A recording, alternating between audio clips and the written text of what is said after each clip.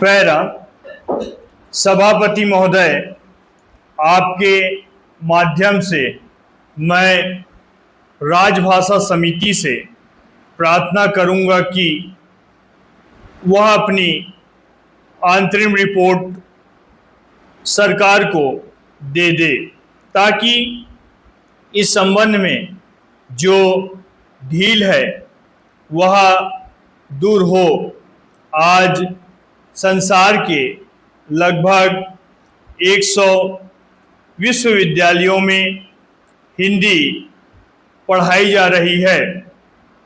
दूसरी तरफ हमारे देश में हिंदी या क्षेत्रीय भाषा नहीं पढ़ाई जाती है। भारत सरकार की नीतियों के अनुसार भारतीय भाषा शिक्षा का माध्यम होनी चाहिए, लेकिन कहीं भी भारतीय भाषा माध्यम नहीं हो पाई है। हमें इस बात का प्रयत्न करना चाहिए कि वह शिक्षा का माध्यम बने। इस संबंध में 1-1 करोड़ रुपया केंद्र सरकार ने प्रत्येक राज्य को दिया, जिससे हिंदी का अच्छा प्रचार हो सके और साथ ही अन्य भारतीय भाषा का भी विस्तार हो सके। किंतु लगता यह है कि उसकी गति बिल्कुल धीमी हो गई है। इसकी भी जांच पड़ताल होनी चाहिए। हमें इस बात का पता लगाना चाहिए कि अगर गति नहीं आई तो क्यों नहीं आई और उस संबंध में क्या व्यवस्था की जानी चाहिए। पैरा सभापति महोदय, संयुक्त राष्ट्र संघ की एक भाषा हिंदी भी होनी चाहिए। यह मांग बराबर उठ रही है, किंतु होगी या नहीं और कब होगी यह दूर की बात है।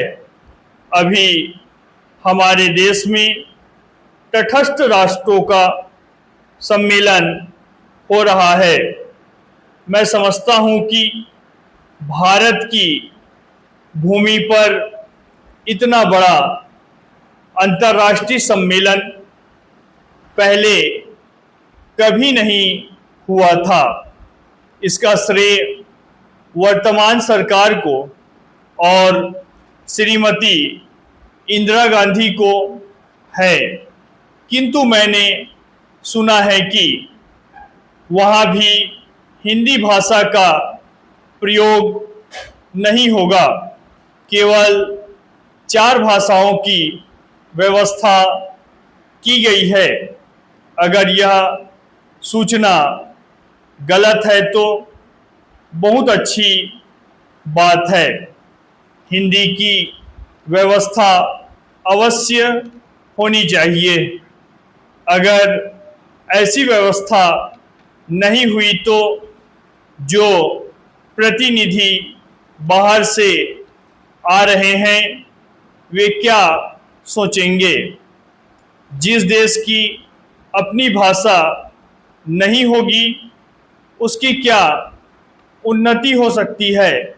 इसमें भारत के ही नहीं बल्कि बाहर के भी प्रतिनिधि आ रहे हैं। उनमें से बहुत से हिंदी जानते हैं। मैं सरकार से कहना चाहता हूं कि हमारे पास सुविधा है और साधन की भी कमी नहीं है। इसलिए मैं सरकार से प्रार्थना करूंगा कि कम से कम तटस्थ राष्ट्रों के सम्मेलन में हिंदी की व्यवस्था होनी चाहिए।